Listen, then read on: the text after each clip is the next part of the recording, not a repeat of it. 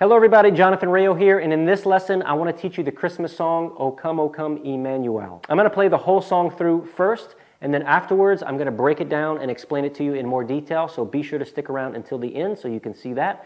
And let's go ahead and get started. O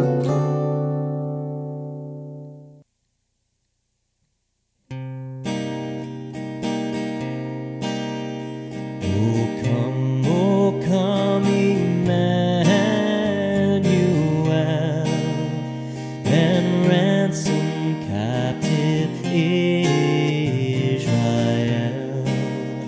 that mourns in lonely exile here, until the Son of God appears.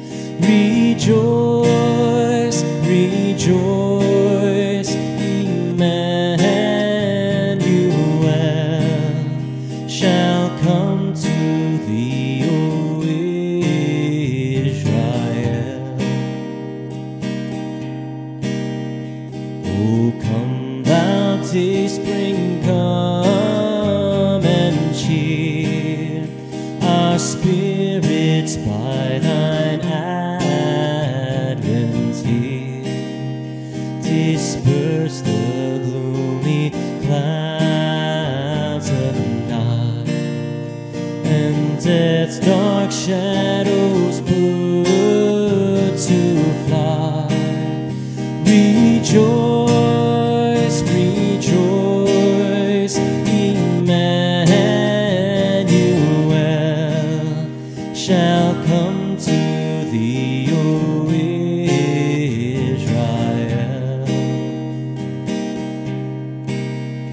O come thou Key of David, come and open wide our heavenly home.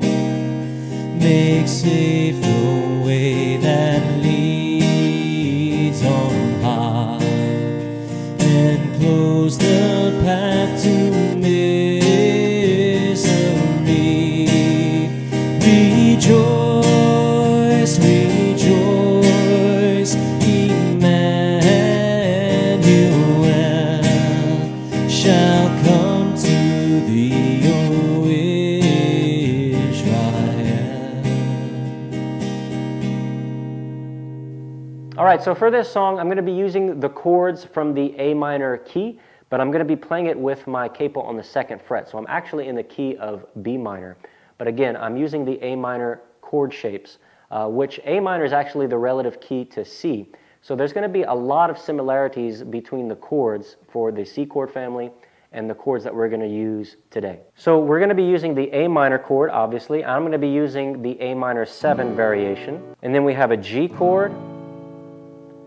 We have the E minor chord. We also have a D minor chord. And it's important to remember for the D minor, we want to start our strumming on the D string. So we're not going to be strumming the E or the A string for that D minor. For the strum pattern for this song, we're going to be using the folk pattern, which is a 4-beat pattern. We're going to have 4 down strums, and we're going to add in an up strum after beat 3 and 4. So basically, it would sound like this: 1, 2, 3, and 4, and 1, 2, 3, and 4, and 1, 2, 3, and 4, and. Now we're going to add some variations to that to make it more interesting. One of the things we're doing is we're going to be strumming harder on beats 2 and 4. So every other beat we're going to be strumming harder. The other thing we're going to do is for the first beat of each measure, we want to just pluck the first note of the chord, or the root note of the chord. So let me give you an example. If we play the A minor chord, the root note of the A minor is the A note, and which is going to be our 2nd string right here, the A string.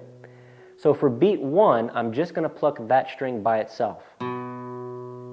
Okay, and then I'm going to strum harder on 2 and 4. So let me play the strum pattern for you while holding the A minor chord. 1, 2, 3, and 4, and 1, 2, 3, and 4, and 1, 2, 3, and 4, and 1, 2, 3, and 4, and 1.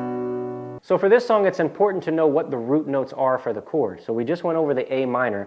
The root note is going to be the A string. For the G chord and the E minor chord, our root note is going to be the E string, okay? So that's our G note for the G, and it's our E note for the E minor. And I mentioned earlier that for the D minor, we want to start our strumming on the D string. Obviously, that's going to be our root note for the D minor chord. Now, you'll notice for the transitions for this song, there's going to be a pattern that repeats. The first note of the line, of one of the lines, is going to last for a whole measure, okay? So a whole strum pattern of the folk pattern. So for instance, the first line, O Come Emmanuel, we have A minor that's going to last for one whole measure. And then we're going to have two chords that are actually cut in half. Each one is going to last for half of a measure. So again, taking that first line, O Come Emmanuel, after the A minor, we're going to have a G and an E minor. Both of those chords are just going to last half a measure each. So if we put them together they make one whole measure. The last chord of the first line is an A minor, and that one is going to last for one measure. Now at the end of each verse, that particular last chord is going to last actually for two measures, but that same pattern is going to be repeated for the whole song. All right, I hope you found this lesson useful. If you did, please give it a thumbs up, and don't forget to subscribe to the channel, and I hope to see you in the next lesson. Take care.